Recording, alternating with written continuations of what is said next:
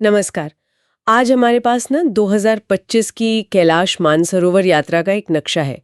ये उत्तराखंड वाले रास्ते का है, मतलब लिपुलेख दर्रे से होकर। जी। ये एक तस्वीरी नक्शा है जिसमें मुख्य पड़ाव और दूरियां दी हुई हैं।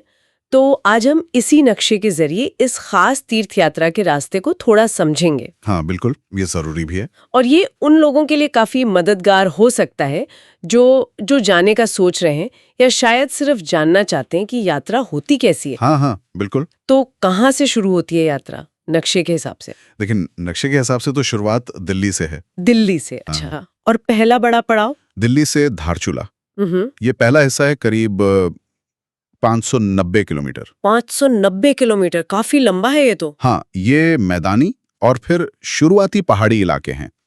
मतलब धीरे धीरे ऊंचाई बढ़ती है। जी। और ये ध्यान रखना जरूरी है कि ये लिपुलेख दर्रे वाला रास्ता है। बिल्कुल।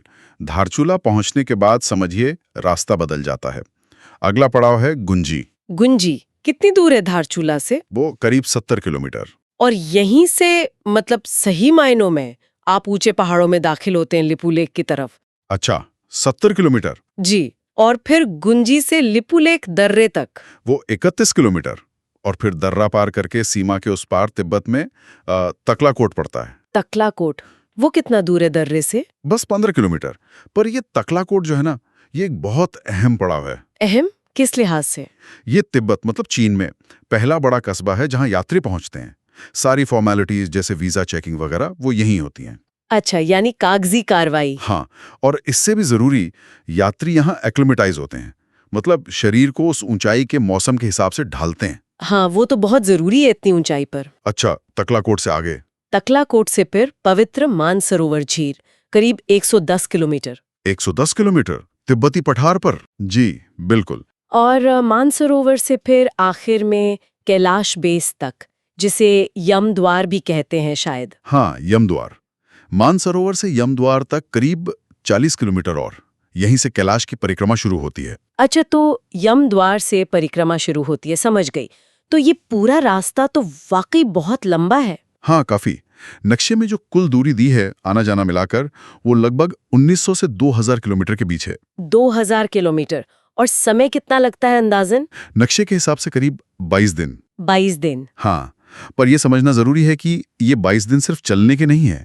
इसमें ऊंचाई पर एक्लिमेटाइजेशन के लिए रुकने के दिन भी शामिल हैं। हाँ, वो तो सेहत के लिए बहुत जरूरी होगा। बिल्कुल, उसके बिना तो यात्रा बहुत मुश्किल और खतरनाक हो सकती है। नक्शे में एक और अहम जानकारी है खर्चा। प्रति व्यक्ति लगभग 1.74 लाख रुपए। जी, 1.74 लाख। ये अंक एक अनुमानित लागत है। ये आंकड़ा क्या दिखाता है? मतलब इसमें क्या क्या शामिल होता होगा? देखिए, ये आंकड़ा इस पूरी यात्रा की व्यवस्था को दिखाता है। इसमें आपका ट्रांसपोर्ट, रहना, खाना, permit fees, guide, porter, oxygen cylinder, medical support, ये सब शामिल होता है। हाँ, इतनी दुर्गम जगह पर ये सब इंतजाम करना आसान नहीं होता होगा। बिल्कुल नहीं। तो ये लागत जो है वो रास्ते, दिनों की संख्या और जरूरी सुविधाओं का एक मोटा मोटा अनुमान देती है। तो अगर संक्षेप में देखें, रास्ता हुआ दिल्ली से धारचूला, फिर गुंजी, फिर लिपुलेख पार करके तकलाकोट, वहां से मानसरोवर और आखिर में कैलाश बेस यानी यमद्वार। एकदम सही। ये नक्शा हमें इस चुनौतीपूर्ण और पवित्र यात्रा के जो तार्किक पहलू हैं, मतलब रास्ता, दूरी, दिन, खर्चा, इनकी एक ठोस जानकारी देता है। जी। योजना बनाने वालों के लिए ये एक अच्छा शुरुआती बिंदु है। बिल्कुल। ये सारे आंकड़े, ये पड़ाव, ये दिन, ये खर्च, ये सब अपनी जगह ठीक है।